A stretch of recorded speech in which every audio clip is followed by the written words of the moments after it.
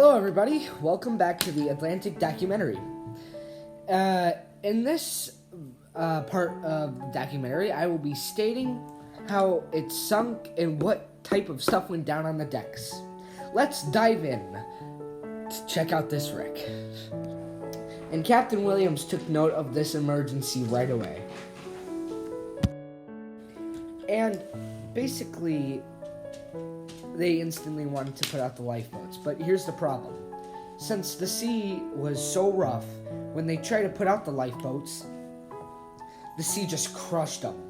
And the lifeboats were a death trap. And the captain ordered all the lifeboats to stop being launched. But here's the problem.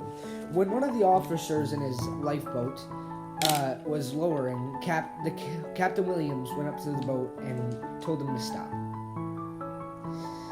But it was too late. As he was saying that, a wave came up and took the lifeboat and all the people inside of it, took all their lives. Which is truly not really a lifeboat. It's more of a death boat if you really think about it. No joke intended, please. No joke intended. I respect all the people who were her victims. Now, I don't have any footage of my own to simulate the wreck, and I don't want to use any more of the Part-Time Explorers footage because that kind of just seems like I'm, copying it down. Even though I do give him credit in the last episode, still, I don't think it would really be fair. So I'm just gonna write everything down on here and animate the picture for you. So yeah. Now this is the second of the 3 parts of this documentary, and this I'm just gonna explain what happened, and I'm getting pretty close to the end of this one, so we're gonna just explain what happened. So pretty much after the lifeboats were not able to be used, the captain ordered them to stop, but there were so many disobedient officers so many cowardly men that they decided to abandon their cause, and some died because of that.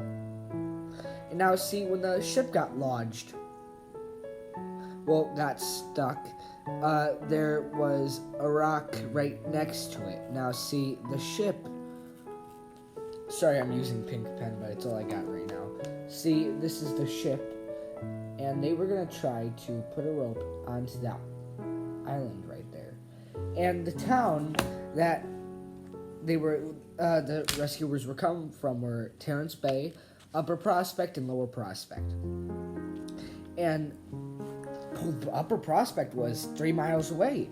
And they took their little fishing vessels and they rowed over 3 miles. And they made 18 trips back and forth. 3 miles in the time, which that's really crazy. It really is. And it's pretty amazing what people can do. But sadly, not all of the rescuers got credit. And by the time 2 hours have passed,